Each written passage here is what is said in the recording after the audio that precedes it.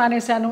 సినిమాలా రావు పెద్దగా నాకు తెలిసి. ఎందుకు మానేశారు సీరియల్స్? వద్దనుకున్నారా? వద్దనుకున్నాను. ప్రేమెంత మధురంలో ఒక బ్యాడ్ ఇన్సిడెంట్, గాయమైంది హృదయానికి. ఏమైంది? ఒక ఎవరో పేరు ఊరు లేని ఆర్టిస్టు ఒక అమ్మాయి ఎంటర్ అయింది ఒక 6 months బ్యాక్. నేను మానేసే ముందర 3 సంవత్సరాలు అంత చక్కగా బాండింగ్ తోటి నిజంగా తల్లి కొడుకుల్లాగానే నేను, శ్రీరామ్ కానీ అందులో చేసిన వాళ్ళందరూ కానీ అలాగే క్యారెక్టర్ పరంగా మేము యాక్ట్ చేయలేదు, అసలు జీవించాం. మేము గ్లిజరిన్ కూడా వేసుకునేవాళ్ళం కాదు ఏడుపు సీన్లు ఉంటే. ఆ అమ్మాయి వచ్చి కొంచెం యారగెన్స్ అంతా చూపించడము, మర్యాద లేకపోవడం సీనియర్స్కి. ఒక సీన్లో అయితే అయిందని అలాగే అడ్జస్ట్ అయిపోయి చేస్తున్నాను. మానేద్దామా అనుకుంటూ పోనీలే మంచి సీరియల్, మంచి పేరు వచ్చింది, శ్రీరామ్ మంచి వాడు, అతన్ని చూసి చేయాలని అనుకున్నాను.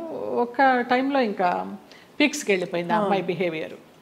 అమ్మాయి శ్రావణ శుక్రవారం నాడు పూజకి గాజులు లేకుండా కూర్చుంది మొండి చేతులతోటి. నేను ఒక పెద్ద సఫిస్టికేటెడ్ మదరు, అంత సాంప్రదాయాన్ని పాటించే మదరు, అత్తగారి పక్కనే కూర్చుని పూజ చేస్తూ ఉంటుంది. అప్పుడు నేను క్యారెక్టర్ పరంగా ఆలోచించి అత్తగారి స్థానంలో నేను ఇక్కడ ఉన్నాను కదమ్మా, నేను లేకపోతే నీ ఇష్టం వచ్చినట్టు చేసుకోవచ్చు, శ్రావణ శుక్రవారం పూజ ముత్తైదో గాజులు వేసుకుని చేయాలన్నానమ్మ. అటు నా చెయ్యి నా ఇష్టం నువ్వే చెప్పడానికి అంది, వేసుకొని అంది. అంతలాగా ఎందుకు ఏమో తెలియదు, అది ఆరగెన్సీ అంతే. ఆ పిల్లకి సీనియారిటీ విలువ తెలియదు, క్యారెక్టర్ విలువ తెలియదు. ఎవరండి యాక్టర్? ఆఫ్ కోర్స్ చూసాను, నేను సీరియల్స్ చూడండి కాబట్టి ఇలా అడుగుతున్నాను. అమ్మాయి పేరు కూడా మర్చిపోయినాను, అసలు మైండ్లోనే లేదు అది. చేస్తూ తర్వాత అమ్మాయి September 3 జరిగింది ఇది, లాస్ట్ ఇయర్. అక్కడి నుంచి శ్రీరామ్ బయటే ఉన్నాడు. నాన్న ఇలాగ జరిగింది, నాకు చేయబుద్ధి కావడలేదన్నాను.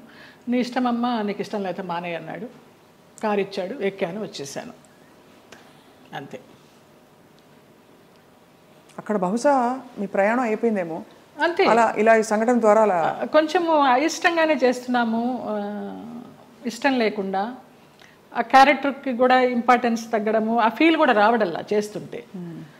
డైరెక్టర్ గారితో అనేదాన్ని, ఇంతకు ముందర ఫీల్తో చేసేవాళ్ళమండి, ఇప్పుడు రావడం లేదనేసి. డైరెక్టర్ మారిపోయాడు వెంకట్ అని, అతను చాలా ఇష్టము, చాలా మంచి టెక్నీషియన్. సరే, ఆ యూనిట్ నుంచి బయటకు వచ్చారు, వేరే యూనిట్ ఎవరైనా ఆఫర్ చేస్తే ఎందుకు చేయకూడదు? వద్దనిపించిందమ్మా, ఇంకా అసలు నాకు సీరియల్స్ వద్దు. అంటే నేను ఆ గంగిరెద్దులాగా అలంకరించుకోవడము, రోజుకి అన్ని డ్రెస్ చేంజ్లు, పొద్దు నుంచి నైట్ వరకు టైం లేకుండా. 12 hours అండి కాల్ షీట్. పంపించరమ్మా. నేను తొందరగా వెళ్ళిపోతానంటే, అమ్మ సీనియర్వి నువ్వే వెళ్ళిపోతానంటే మిగతా వాళ్ళందరూ కూడా వెళ్ళిపోతారా? అందులో సీరియల్స్ లో బాగా పిండేస్తారు కదా. నరకం. ఎన్ని సీరియల్స్ చేశానో అన్ని సీరియల్స్ అన్నం పెట్టినాయి, కాదని లేదు, కానీ వద్దనిపించింది. ఇంకెవరికి పెట్టాలి, నేను వద్దు. మంచి సినిమాలు ఏమన్నా వస్తే చిన్న చితక సినిమాలు చేసుకుందాము, లేదా కృష్ణారామాని యాత్రలు చేద్దాము, ఉన్నది పెట్టుకొని ఉన్నంత వరకు. తర్వాత భగవంతుడు చూసుకుంటాడు, అంతే. అక్క వీళ్ళందరూ టచ్లో ఉంటారా? ఎప్పుడు టచ్లో ఉంటారు.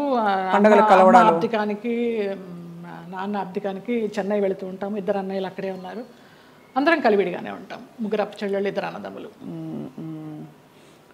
సరే, మీకు మీ ప్రయాణం ఇలా రాసుందని మీరు సరిపెట్టుకున్నారు, అది మీ గొప్పతనం. అంతే. నా గొప్పతనం కాదు, నాకు దేవుడిచ్చిన వరం అది. నా గొప్పతనం ఏం లేదు.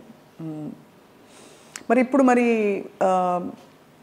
మీకు జీవితం గడవడానికి, యాత్రలు చేయడానికి, మనం శేష జీవితం గడపడానికి కంఫర్టబుల్గా ఫైనాన్షియల్గా? శేష జీవితం వరకు ఉందని నేను చెప్పలేను, ఇప్పటికీ ఉంది. ఈ ప్రేమెంత మధురం చేసిన దాని తాలూకా అది కొంచెం ఉంది.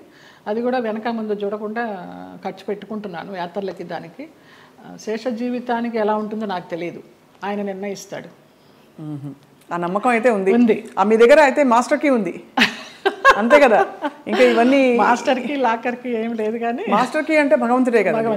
భగవంతుడే మాస్టర్ కీ కదండి మనందరికీ. ఆయన నడిపిస్తాడని నమ్మకం. అది ఆ నమ్మకమే. రేపేంటి అని అడుగుతారు, ఎప్పుడు ఆలోచించాలి రేపేంటి అనేది. అసలు పుట్టిన దగ్గర నుంచి అవగాహన లేదు, మధ్యలో సంపాదించడం మొదలుపెట్టిన దగ్గర నుంచి కూడా రేపు ఏంటి అనేది క్వశ్చన్ రాలేదమ్మా నాకు అసలు. 700 సినిమాలు అంటే బాధ ఎందుకు వేస్తుందంటేనండి, ఈ పబ్లిక్ ప్రొఫెషన్లో ఉన్న వాళ్ళందరికీ చాలా కష్టమైన జీవితం. మీకు ఎప్పుడు నిద్రలేవాలి అనే చాయిస్ ఉండదు. వాళ్ళు చెప్పిన టైంకి మీరు హాజరవ్వాలి, వాళ్ళు మీకు నచ్చినా నచ్చకపోయినా, చలున్నా ఎండున్నా వాళ్ళు వేసుకోమన్న బట్టలు వేసుకోవాలి. అలా 700 జీవితాలు మీ మొత్తం ధారపోసి వెచ్చించి మహా నటులే చరిత్రలో అలా ఉండిపోయి మెల్లిగా ఫేడ్ అవుట్ అయిపోతారు విత్ టైం. ఈ నట జీవితం మీకు నేర్పిన విషయం ఏంటండి? ఫేమ్ ఉంటేనే ఏదైనా జనాల్లో, ఏదైనా లేకపోతే ఉందా లేదా అనేది కూడా వాళ్ళకి తెలియదు. ఎందుకంటే పెద్ద పెద్ద నటులు కూడా చాలా కష్టాలు పడ్డారు. అందరూ మీకు ఉన్న సంపద మీరు అన్నట్టుగా ఆధ్యాత్మికంగా మీరు మలుచుకొని ఒక గౌరవంతో ఆత్మాభిమానంతో కొనసాగిస్తున్నారు జయలలిత గారు. చాలా మనసుకి ముచ్చటగా ఎంత ఇన్స్పైరింగ్గా ఉందో చెప్పలేని మాటలు. థ్యాంక్ యూ తల్లి.